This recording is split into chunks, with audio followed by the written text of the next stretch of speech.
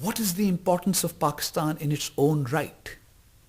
A nation of 165 million people today, the world's second most populous Muslim country. This important strategic location, but that strategic location is not just real estate where there's a lot of land and you can put anything up there. There are people who live there. What are their aspirations? Who are their leaders? What do they want for themselves? Should the United States only be seen as equipping Pakistan's military and not doing anything for Pakistan's schools? What are the consequences of building up a military in a country where the military's objective is regional, whereas the US's objectives are global? And then similarly, as was the last line in that movie, Charlie Wilson's War, about what would happen once the US withdraws from one of its various adventures. What would be the consequence of the end of the Cold War for Pakistan and an ally like Pakistan? What is the consequence for Pakistan and for that matter for Afghanistan when the US pulls out after the Soviet withdrawal? Because after all, if you distribute weapons and you give ground-to-air missiles and all kinds of rocket launchers and explosives and teach people how to make improvised explosive devices, and you wind them up on an ideology of fighting godless communists, and then after that you don't give them an economy, you don't give them a future, you don't retrain them, you have a bunch of people armed to their teeth with nowhere else to go and nothing else to do except fighting somebody else whom they want to consider as godless now. And exactly that is what happened. So, where do we stand today? Because I know one thing, having lived in the United States for a few years, it's not just that the Boston Red Sox are much more fun than the Houston Astros.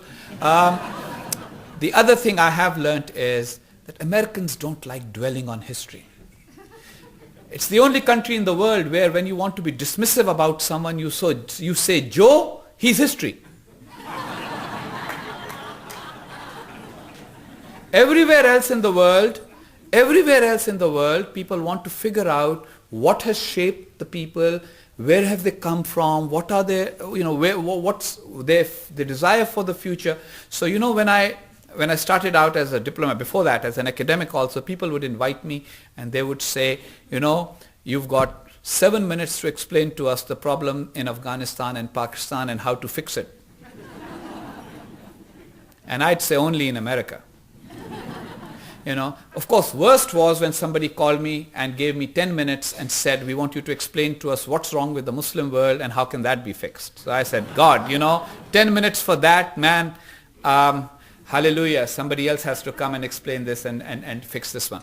So the desire to fix the problem sometimes leaves us not willing to understand the problem. So I'm going to dwell a few minutes on that. So the problem of Pakistan as we see it now, or as should be seen now, and I've written about it in my book, and unfortunately the book is kind of sold out right now and the new print has not come out, so you'll have difficulty finding it, although when it is available in print, and here's the commercial, it will be available on Amazon.com and hopefully with free packaging and shipping. And in case you have forgotten, the title of the book is Pakistan Between Mosque and Military, and the name of the author is Husain Haqqani with Haqqani. Going back to the original programming, after the commercial break, the Pakistani-Afghani relationship is such that the two countries are now intertwined. We have an insurgency in Afghanistan that has overlapped into Pakistan. Pakistan's own problems have also started now to become significant for the world.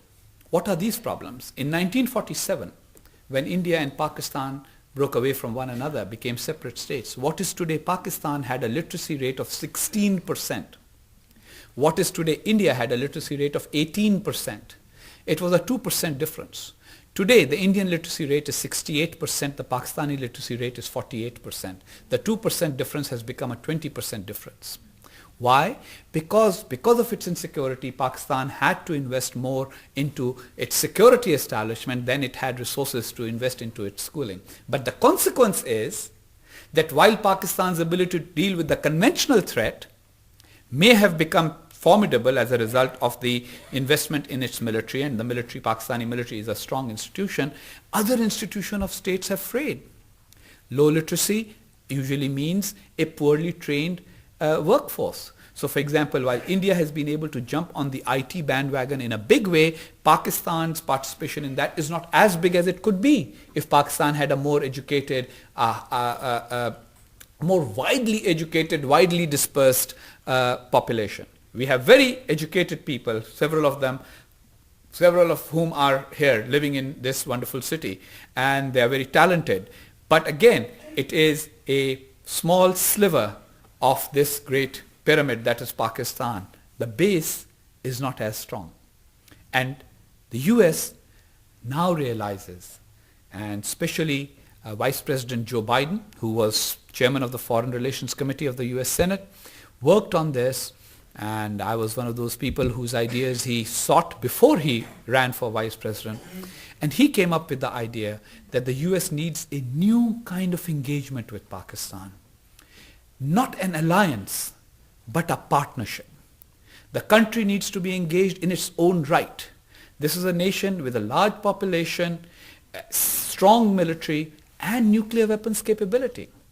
The United States can keep on worrying about it being dysfunctional or problematic, etc., as the media often does. I mean, the slightest fireworks in Pakistan, you don't even have to have a bomb explosion, and you immediately have somebody or the other sort of going around worrying about the next nuclear war. Where the good news is Pakistan's nukes are safe.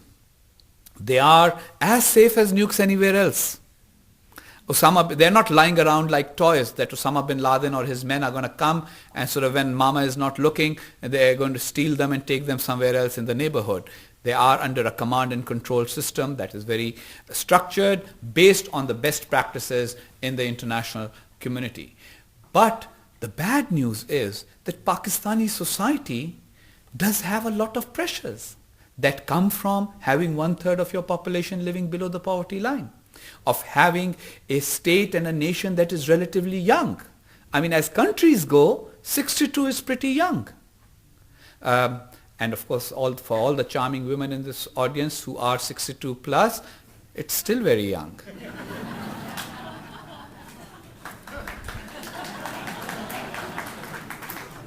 I was expecting more applause on that one than I got.